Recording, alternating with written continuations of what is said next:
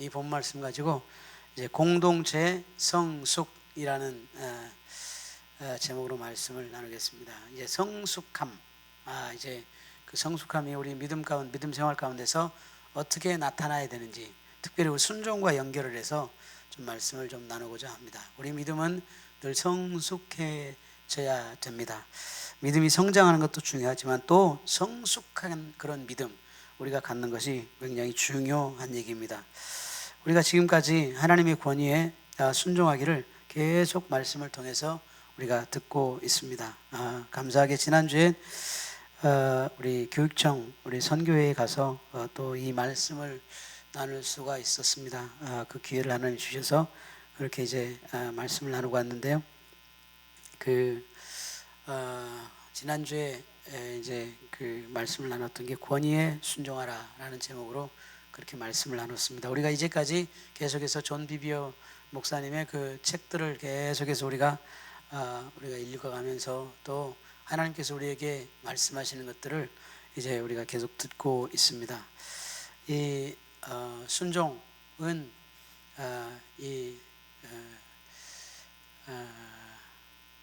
행위다. 그리고 윗권위가 지시하는 것에 대한 행위다. 그리고 복종은 이제 태도다, 이렇게 얘기를 했습니다. 그래서 태도는 늘 변함없이 존중하고 존경하는 공경하는 그런 태도, 그게 복종이다. 그래서 윗권위는 로마서의 말씀처럼 윗권위는 하나님께서 주신 것이기 때문에, 하나님으로부터 내려온 것이기 때문에 무조건적으로 우리가 복종해야 된다. 복종은 군대에서 얘기하는 그런 복종이 아니라 지금 우리가 배우고 있는 그 복종이 아니라 성경에서 이야기하는 복종을 이야기하는 것입니다. 여러분, 복종은 태도다, 이렇게 이야기를 하고 있습니다. 그래서 윗권위는 그 권위가 어떻게 되었든지 우리가 그 존경하고 공경하는 마음을 늘 가져야 된다라는 거예요. 이거는 절대 복종이에요. 절대 복종. 그래서 윗권위가 어떤 사람이든지 복종하는 마음, 존경하는 마음, 사랑하는 마음, 그 마음이 있어야 된다. 그게 복종이다. 태도다고 얘기를 했습니다. 순종은 하나님의 뜻 안에서 순종하는 것입니다. 뭐 죄를 지으라 그러는데 거기에 막 순복해가지고 하는 것이 아니라 이 구별할 수 있는 그런 능력이 우리에게 있어야 되고, 그 하나님 뜻에 맞지 않은 그런 지시를 윗권위에서 내려 주었을 때 우리가 어떻게 해야 되냐면 정중하게 존경하는 마음으로 우리가 거절할 수 있는 그런 마음이 우리에게 있어야 된다. 그러나 우리가 거절한다고 해서 그냥 완전히 그 사람 자체의 인격 자체를 등지고 물러서는 게 아니라, 돌아서는 게 아니라 그분의 윗권위에 대한 철저한 존중하는 마음 우리가 가져야 되고, 그러나 하나님 뜻이 아닌 것은 또 우리가 하나님의 구분해서 하나님의 뜻을 우리가 행해가는 그런 일들이 우리가 있어야 된다. 그래서 지난주에 다니엘 이야기도 했고, 또 사드락과 메삭과 아벳네고에 대한 그 이야기도 말씀을 드렸고, 다윗에 대한 이야기도 어제 사울에 대한 그 마음도 말씀을 드렸습니다. 그 윗권위가 어쨌든 그 윗권위는 하나님이 세우신 그 기름 부은 그런 자리이기 때문에 윗권위는 절대적으로 복종해야 된다. 할렐루야. 그 마음이 우리에게 있어야 됩니다. 우리 순복음 영락교회 모든 성도들이 그 마음을 가지고 우리가 살아가시기를 주님의 이름으로 축원합니다. 그러면 우리 삶이 잘 될 수밖에 없습니다. 그러니까 우리가 직장에서나 우리 학교에서나 아니면 가정에서나 또 교회에서나 어디에서든지 우리가 속해 있는 그 단체에서 그 마음이 우리에게 필요한 거예요. 복종의 마음이 늘 있어야 된다. 그리고 또 순종하는 마음이 우리에게 있어야 된다. 하나님 뜻에 맞는 그런 순종, 하나님이 기뻐하시는 그런 순종을 우리가 늘 해야 된다라고 말씀을 드렸습니다. 너무 중요한 이야기입니다. 그 이야기를 지금 계속 우리가 해왔던 것입니다. 그런데 왜 이렇게 우리가 순종하는 삶을 살아야 될까요? 이 순종하는 삶에는 더 큰, 우리가 생각하는 것보다 더 큰 하나님의 목적과 뜻이 있습니다. 그것은 하나님의 나라를 효과적으로 넓히는 것이라는 것을 우리가 알아야 되는 것입니다. 그래서 하나님의 큰 그림이 존재하는 것입니다. 하나님께서 우리를 그렇게 그 권위 아래 두시고 그 권위에게 복종하게 하고 순종하게 하는 것은 그것을 통해서 하나님의 나라를 보여주시는 거예요. 하나님의 역사를 보여주시는 것입니다. 다윗을 통해서도 그랬고, 또 우리 다니엘을 통해서도 그러고, 사드락과 메삭과 아벳네고를 통해서도 그러고, 여러 많은 주의 선지자들과 종들을 통해서 그 윗권위에 순종하는 일들을 통해서 하나님이 어떻게 행하셨는가를 우리에게 보여주고 있는 것입니다. 시간이 많지 않아서 그 얘기를 다 못하지만, 그러나 분명히 이 권위에 복종하고 순종하는 일들을 통해서 하나님은 하나님의 나라를 효과적으로 넓히고 그리고 하나님의 영광을 드러내는 그 큰 그림이 존재한다는 것을 우리가 기억해야 되겠습니다.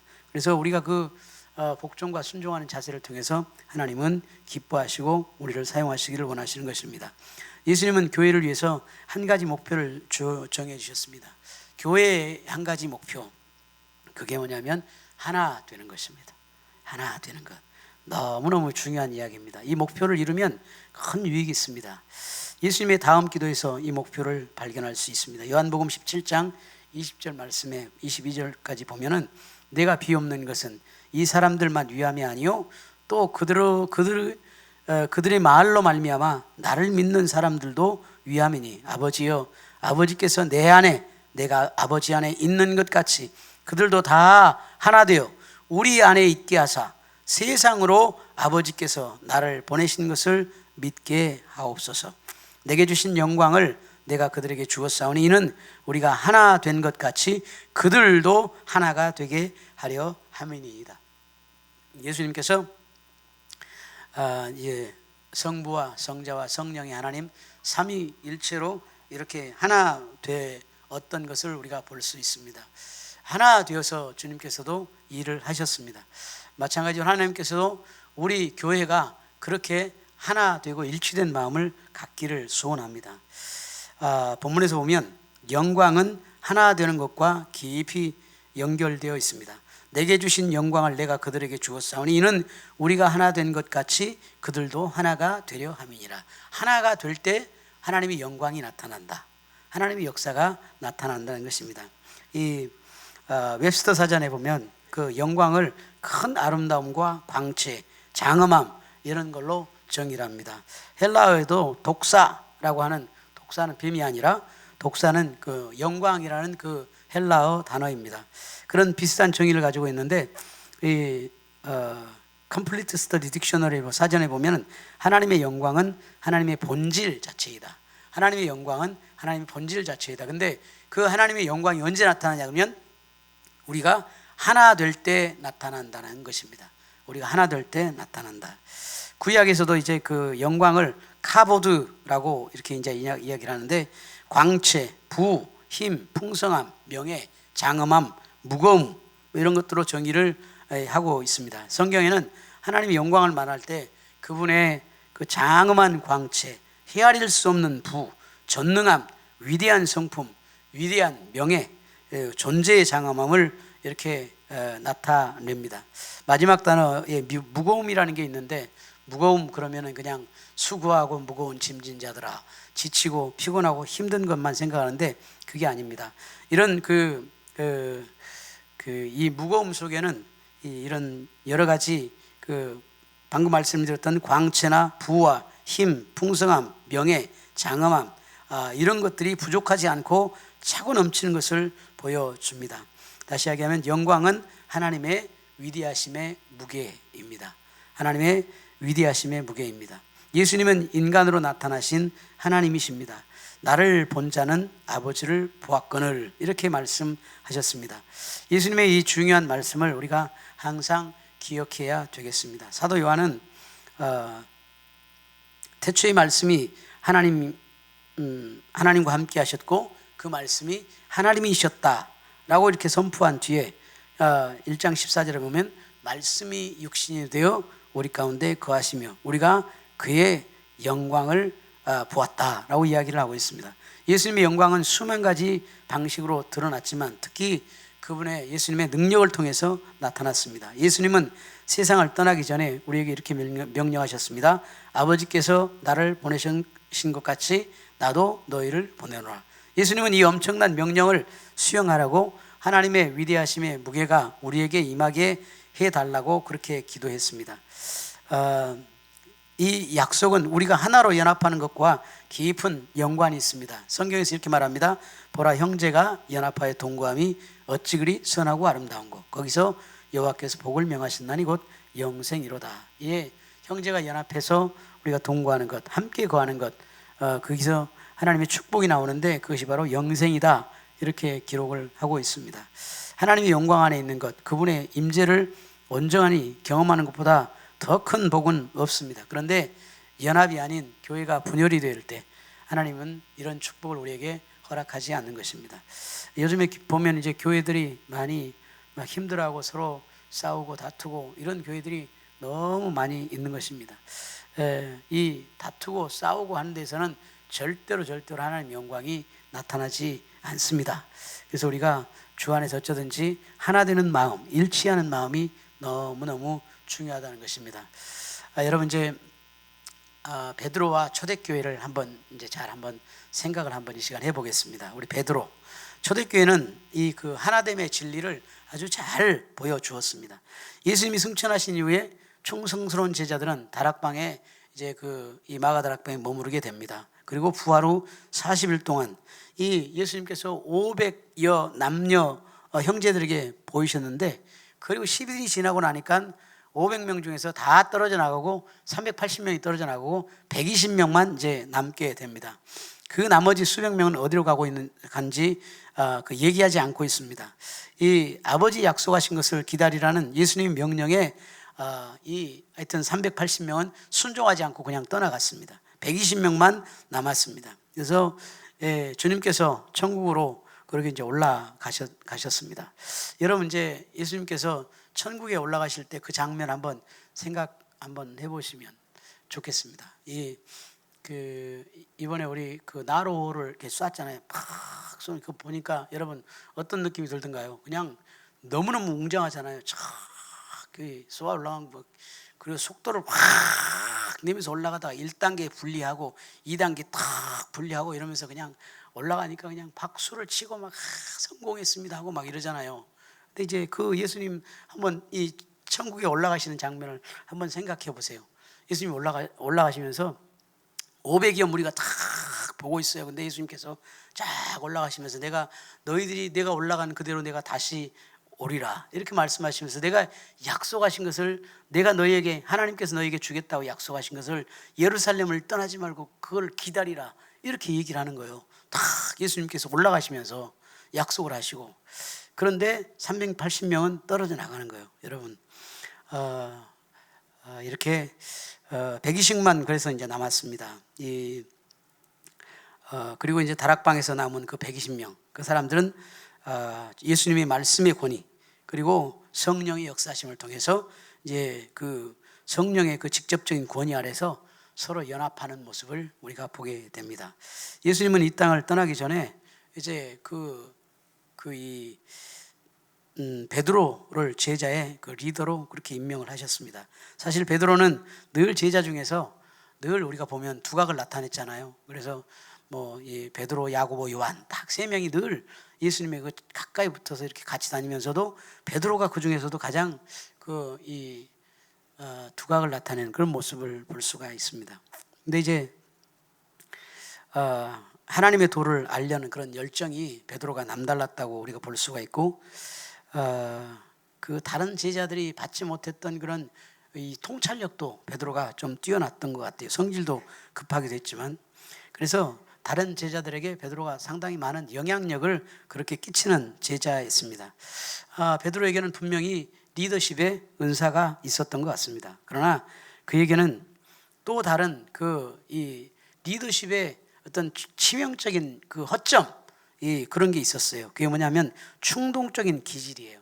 톡 하면 그냥 하나님의 뜻에 어긋난 일을 해버리는, 이렇게 잘 가다가 톡 문제를 일으켜버려.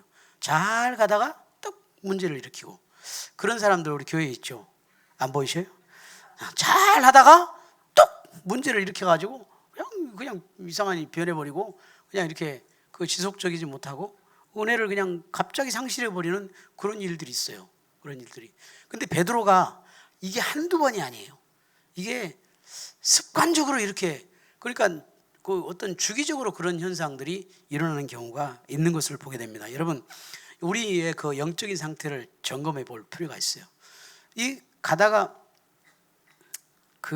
이 주기가 있어요. 주기가 뭐 1개월에 한 번씩 화를 낸 사람이 있어요. 한 2개월에 한 번씩 화를 낸 사람도 있어요. 3개월에 한 번씩 화를 낸다든지 아니 문제를 일으킨다든지 꼭 그런 사람이 있어요. 그러니까 스트레스가 싹 쌓이다가 팍 한번 폭발하고 그 다음에 또 이제 잠잠해져요. 이제 폭발해봤으니까 잠잠하지. 또 그러다가 또 이렇게 가만히 수면으로 이렇게 이제 이렇게 하다가 또 갑자기 또 팍 폭발을 해. 그러다 또 아이고 잘하네. 그런데 잘하고 있다 이러다 보면 또 갑자기 팍 터져. 그런 사람 있어요 없어요? 여러분 한번 자신들 한번 잘 체크해 보세요. 분명히 그 주기가 있어요. 어떻게 알았을까? 아니, 분명히 그 주기가 있어요. 분명히 그 주기. 저는 그 주기를 제가 알아요. 예, 그래서 이제 조심하고 이러는데 그 주기가 분명히 있습니다. 여러분, 그 화를 폭발하는 주기, 그리고 이상한 짓을 하는 주기, 그 주기가 꼭 있어요, 여러분.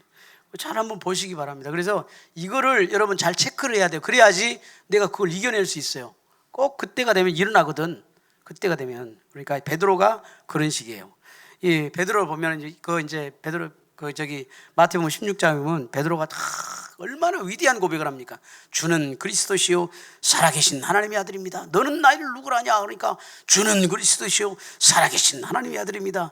정말 위대한 고백을 하는 거예요. 그러니까 네 이름이 이제 반석이라. 이 반석 위에 내가 내 교회를 세우겠다.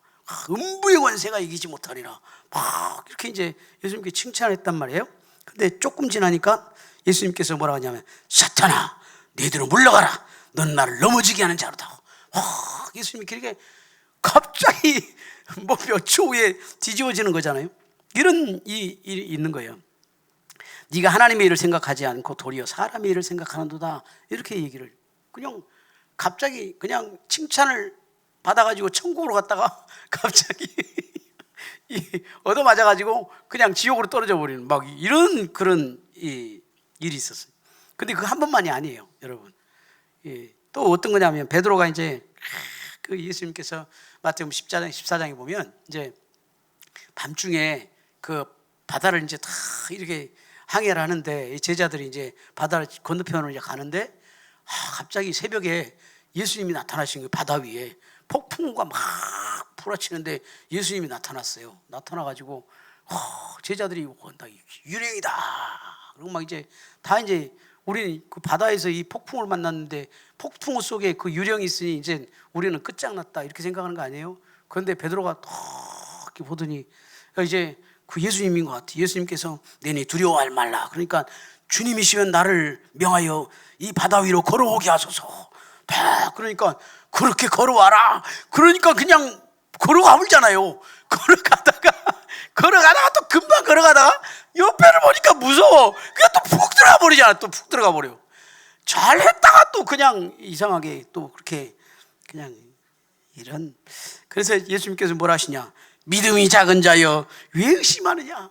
믿음으로 시작했다가 믿음이 조그만 자여 왜 의심하느냐? 또 있어요. 베드로가 이제 예수님, 베드로와 야고보, 요한이 예수님께서 딱 이제 불러가지고 야 우리 산행하자 그래가지고 산으로 올라가는 거예요.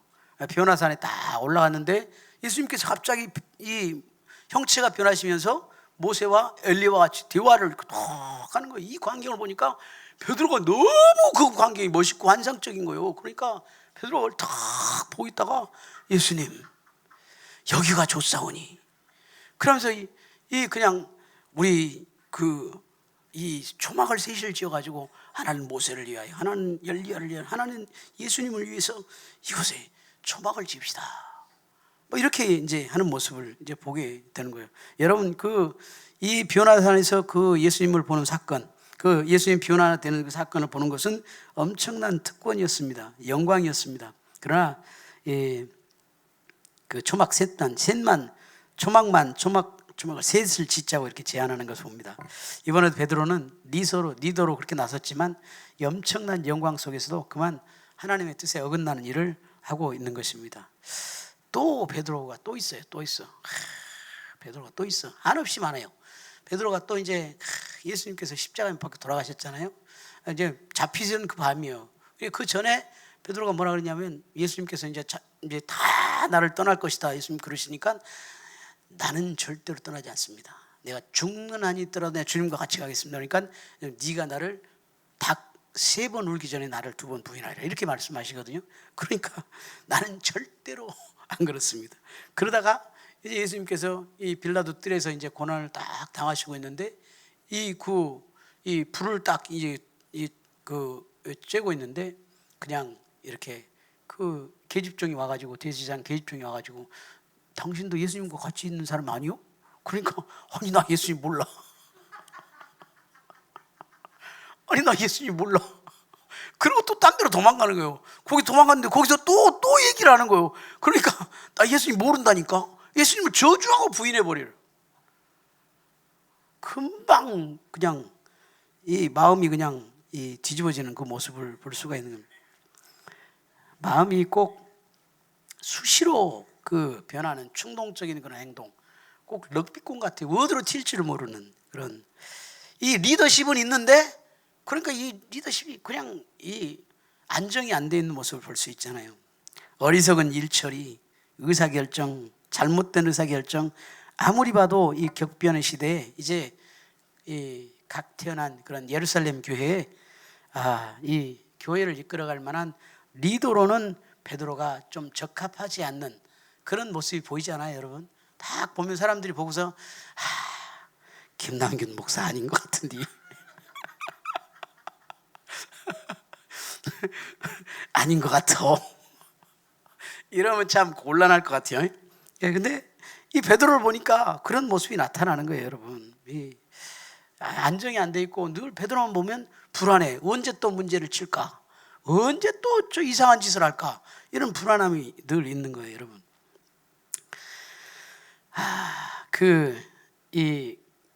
이제 이렇게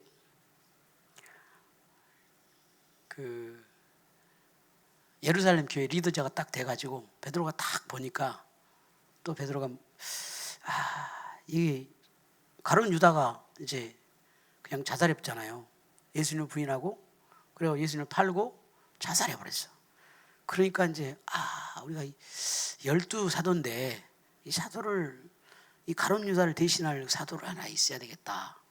딱 남들이 생각지 않은 그런 아이디어 딱 이런 게 나타나는 거예요. 그래가지고 딱 성경을 이제 시편을 인용을 하는 거예요. 뭐라 하냐면 그의 직분을 타인이 취하게 하소서 하였도다 하면서 시편 기록을 인용을 해요. 인용을 하면서 다른 사람이 누군가가 이 가룟 유다의 그 직분을 대신할 사람이 있어야 된다. 이렇게 딱 거기까지는 되게 좋아요. 거기까지는 되게 좋은데 그 다음 장면이 뭐냐? 사람들을 모아놓고 제비를 뽑아서 하나님이 누구의 유다를 대신해서 누가 그 사도의 직분을 대신할 건가? 제비를 뽑아요. 사도의 직분. 제비 뽑은 게 또 하나님 뜻이라고 예전에 제가 얘기했죠. 그러니까 우리 제비 뽑읍시다. 그래가지고 여러분 이 사도의 직분을 제비 뽑은다는 얘기 성경에 없어요. 사도의 직분을 성경 어디에도 사도를 제비 뽑아서 선발한다는 그런 구절은 없는 거예요. 예수님 3년 반 동안 하나님의 도를 가르치고 몸소 본을 보여주신 것은 다 어디로 가고 이제 없고 그냥 제비를 뽑아서 문제를 해결하려고 하는 그런 일을 하게 되는 것입니다. 예수님은 12제자를 선발하기 전에 어떻게 했어요? 밤새도록 철야하면서 기도하고 하나님의 음성을 들으셨습니다. 베드로는 당연히 이런 예수님의 본을 따라야 했는데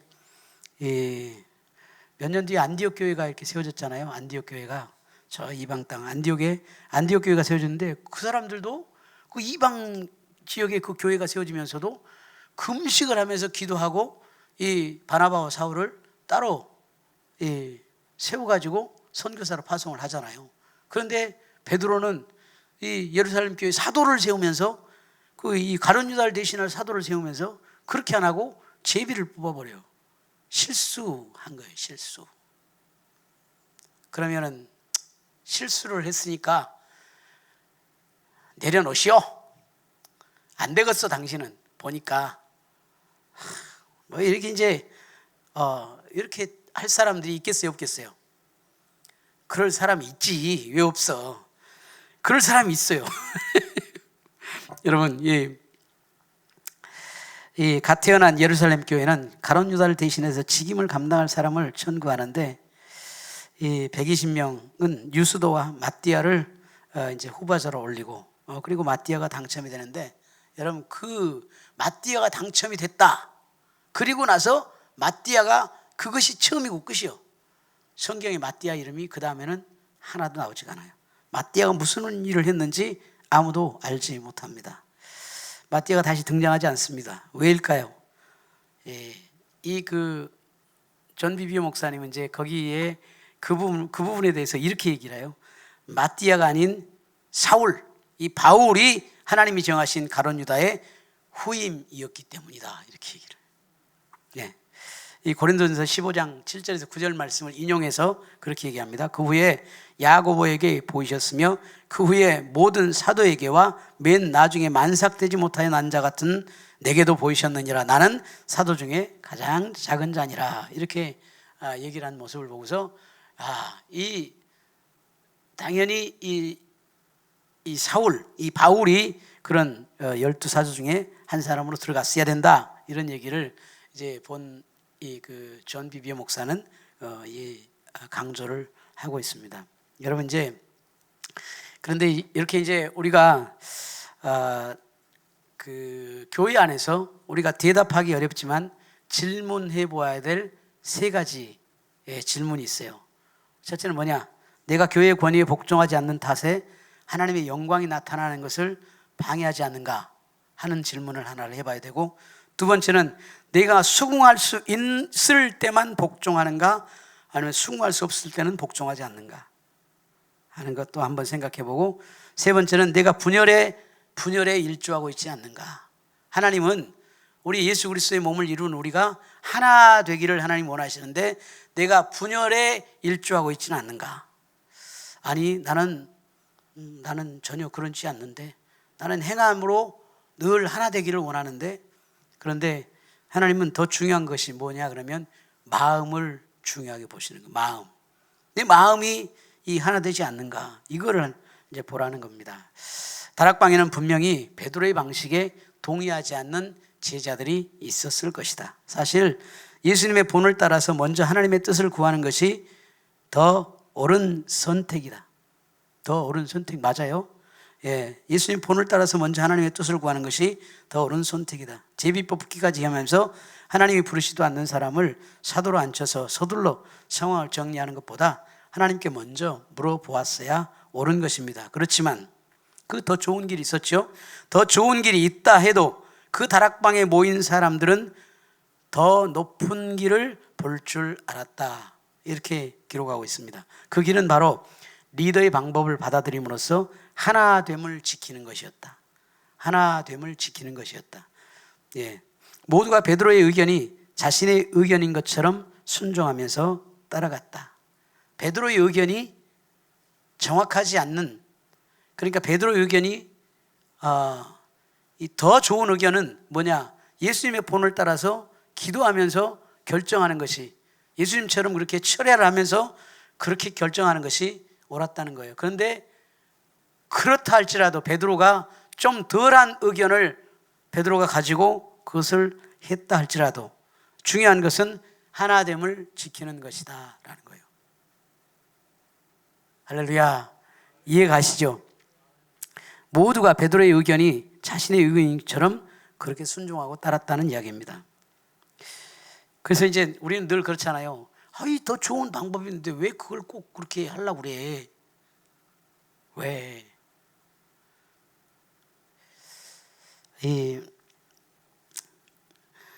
우리는 겨우 이제 방법상의 지극히 사소한 의견 차이로 인해서 분열할 때가 많아요.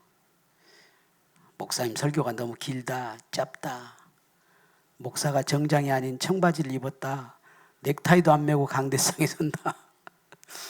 예배 중에 조명이 마음에 안 든다. 기도가 너무 짧다, 길다. 왜 저렇게 중언부언하냐, 막 이렇게 그냥 이것 때문에 교회가 나눠지는 경우가 많이 있다는 거예요. 성경은 단순히 행동만이 아니라 마음으로 연합해야 된다, 이렇게 이야기를 하고 있습니다. 고린도서 13장 11절 말씀, 온전하게 되며 위로를 받으며 마음을 같이하며 평안할지어다. 마음을 같이하며 평안할지어다. 행동은 같이 하는 것처럼 할 수 있어요.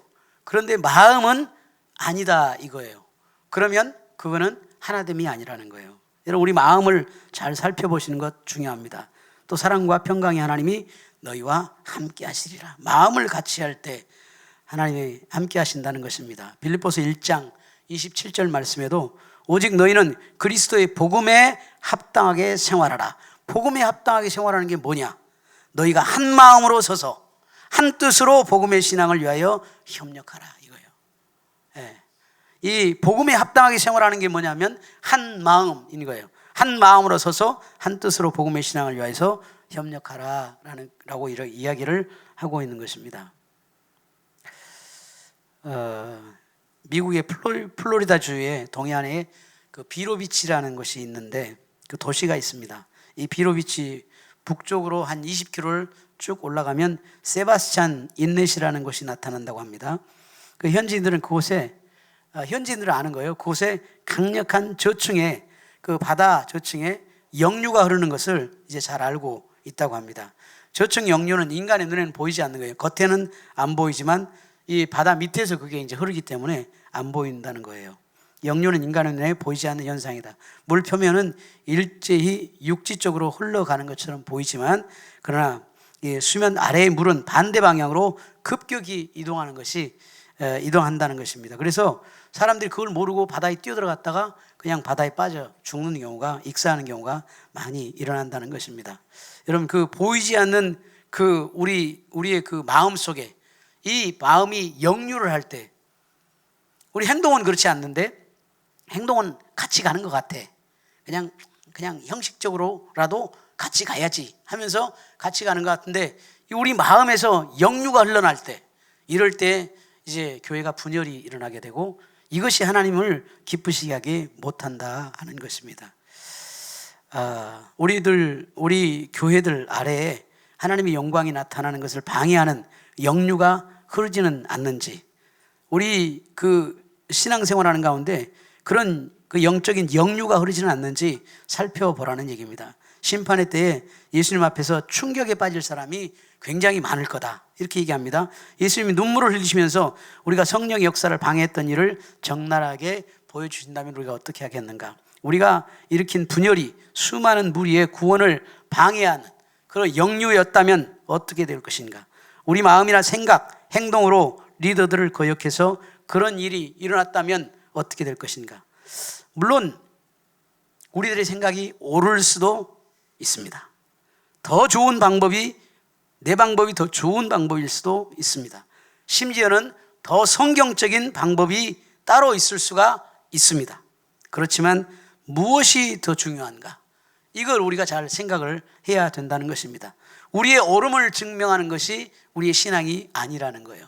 내가 옳다라고 이걸 증명하는 것이 우리의 신앙생활이 아니라는 거예요. 그것으로 하나가 되지가 않는다는 것입니다. 그것을 통해서 하나님의 영광이 나타나는 것이 아니라는 것입니다. 우리가 옳은 대로 가는 것인가, 아니면 하나님의 영광을 나타내는 대로 우리가 갈 것인가? 우리 자신을 한번 잘 생각해 보자라고 이야기를 하고 있습니다.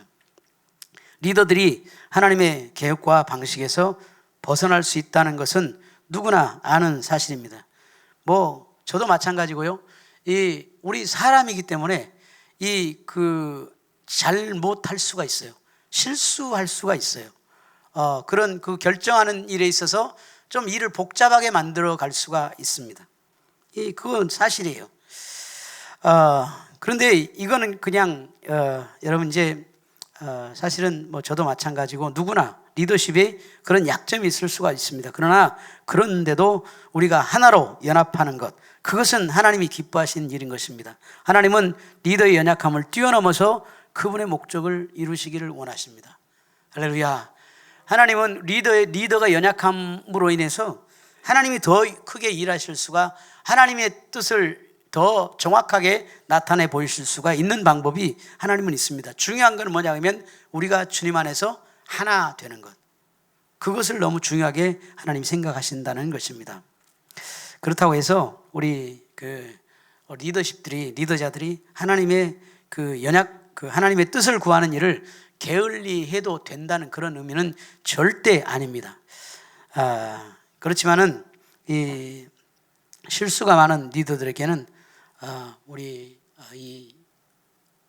이런 통찰력이 우리에게는 큰 은혜가 되어지는 것입니다.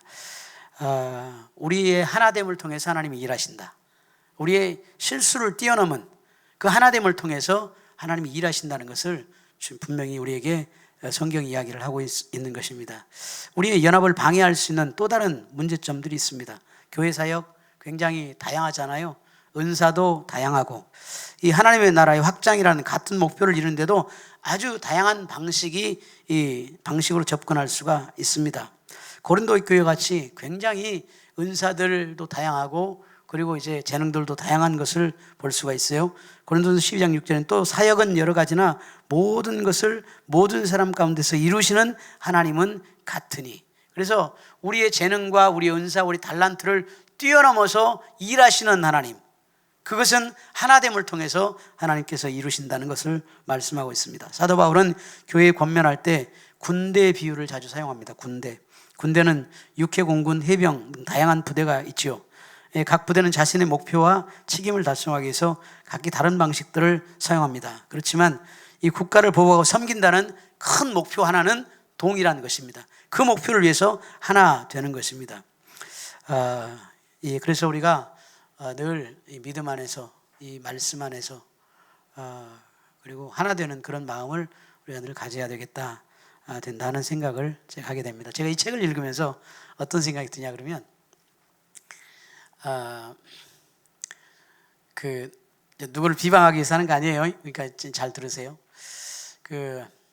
우리 계단에 이 순복음의 7대 신앙 이런 거 다 붙여놨잖아요.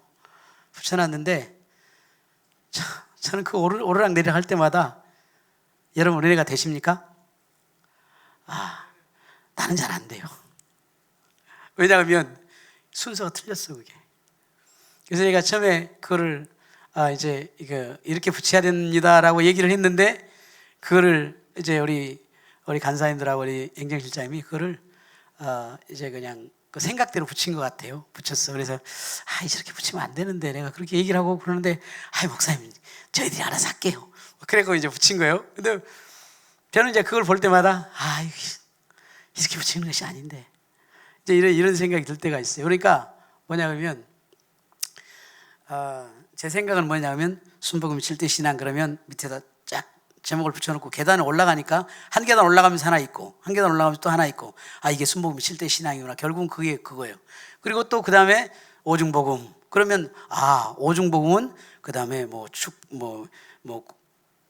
이 중생의 복음, 그 다음에 성령 충만의 복음, 그 다음에 이 치유의 복음, 축복의 복음, 재림의 복음 한 계단씩 한 개씩 올라가면서 그렇게 붙여주면 아주 질서 있게 딱 되는 거예요. 그래서 제가 그걸 그렇게 붙이자고 얘기를 내가 했는데 이제 그게 아니고 제목을 저 밑에 딱 붙여놓고 어떻게 아래서부터 그냥 어떻게 해야 되니까 이게 지금 많이 헷갈리는 거예요. 그게 여러분들이 보기에는 아무 이제 문제가 없는데 이렇게 생각할 수가 있어요. 근데 내가 볼 때는 되게 답답해. 그게 이거를 올라가면서 하는 계단 올라가면서 하나씩 읽어가면서 하면 성도들이 오르락 내려가면서 그거 읽으면 이게 기억이 될 것 같은데 그런 생각이 들 때가 있어서 좀 아쉬워요.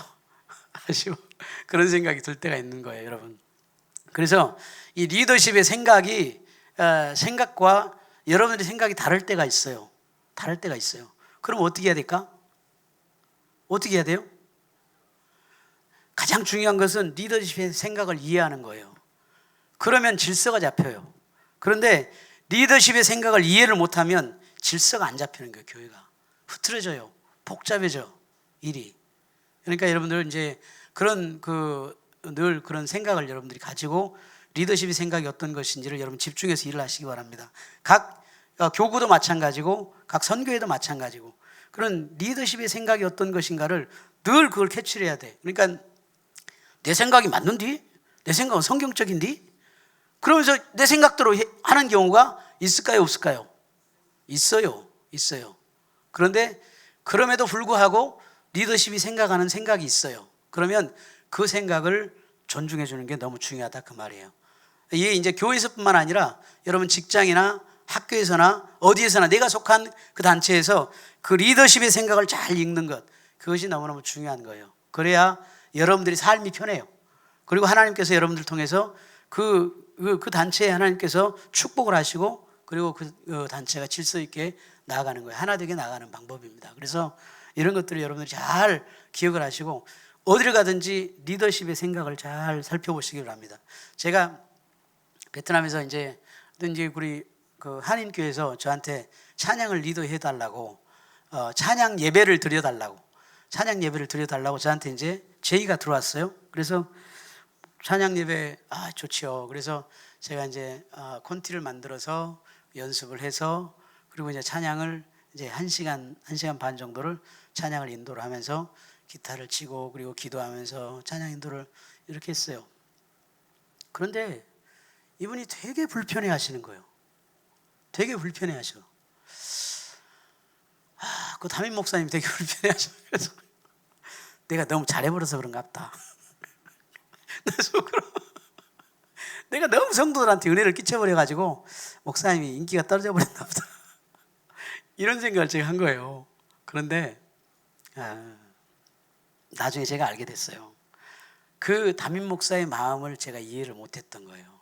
그래서 그 마음을 이해하는 거, 그 리더십의 마음을 이해하고 그 리더십과 함께 하나 되어가는 거, 이게 너무너무 중요하다는 것을 여러분들에게 말씀을 드립니다. 비단 우리 교회뿐만 아니라 여러분 우리 가정에서나 우리 학교에서나 직장에서나 이게 너무너무 중요합니다. 이것이 잘 되어지면 여러분 삶에 큰 성공이 있습니다. 하나님의 축복이 있습니다. 할렐루야. 성경에서 그것들을 다 증명하고 있어요. 요셉이 그랬잖아요. 또 우리 다니엘이 그랬잖아요. 다윗이 그랬잖아요. 이 많은 이 성경의 인물들이 다 그렇게 했어요. 리더십이 전부 다 우상을 숭배하는 그런 바로왕, 이 우상을 숭배하는 바로왕, 그리고 바벨론, 메데와 바사의 그 나라에 우상을 숭배하는 나라의 그 바로왕, 그 왕들, 그리고 로마 제국의 그 왕들, 그 제국 그 위대한 제국의 그 왕들, 이 황제, 이 숭배 사상을 강요했던 그 왕들 앞에서 베드로가 또 얘기하잖아요. 순복하라, 순종하라, 이렇게 얘기를 하잖아요. 그래서 이런 일들이 여러분 그냥 나오는 말이 아니고, 이 하나님께서는 이 권위는 하나님으로부터 나온 것이다. 그래서 복종하고 순종하라, 이렇게 얘기가 나오는 거예요. 그래서 그 안에서 하나 될 수 있도록 해라. 이런 얘기를 계속 지금 말씀을 여러분에게 드리는 것입니다. 그래서 여러분들이 정말 내 인생이 잘 되고 싶다, 성공하고 싶다, 그리고 우리 회사에서 내가 정말 잘 나가는 사람이 좀 되고 싶다, 그러면 그 리더십의 마음을 잘 이해하고 리더십과 하나 돼서 나가는 것입니다. 하나님을 반역하는 죄가 아니라면 그걸 그렇게 해서 나가는 것입니다. 그리고 그곳에서 하나님께 순종하는 모습을 보여줄 때 그 리더십들이 자기들이 예수를 믿지 않는 사람들이라도 결국은 우리를 통해서 하나님의 영광을 보게 되고 여러분과 저를 인정하는 그런 역사가 있게 되는 것입니다. 그러면 하나님의 영광이 나타나게 되는 거예요. 그래서 여러분 마음들 여러분 좀 가지시고 그렇게 늘 기도하면서 그렇게 한 마음으로 하나 되어 나가는 저와 여러분 되시기를 주님의 이름으로 축복합니다. 할렐루야. 우리 같이 한번 기도하겠습니다. 우리 자신을 한번 돌아보고요. 하나님, 내가 혹시 내 마음속에 어떤 리더십에 대해서 불만이 있고, 그리고 그 불편함이 있지는 않습니까? 이 복종하는 마음, 순종하는 마음이 있으면 절대로 불만이 나올 수가 없습니다. 그래서 그 마음이 있다면 하나님 용서해 주세요 하고 기도하고요. 리더십의 권위에 우리가 순복하면서 그렇게 하나님의 나라를 아름답게 이루어가고 하나 되어서 하나님의 나라를 아름답게 이루어갈 수 있도록 하나님 축복해 주옵소서. 우리 다 같이 한번 말씀을 생각하면서 기도하겠습니다. 할렐루야 할렐루야 할렐루야. 좋으신 아버지 하나님, 주님 은혜와 사랑을 진심으로 고맙고 감사합니다. 하나님께서 우리에게 은혜를 허락하여 주시고 또 아버지 하나님 이 시간에 주님께서 우리에게 은총을 주셔서 하나님 또 주님을 찬양하고 또 예배하게 하심을 주님 감사합니다.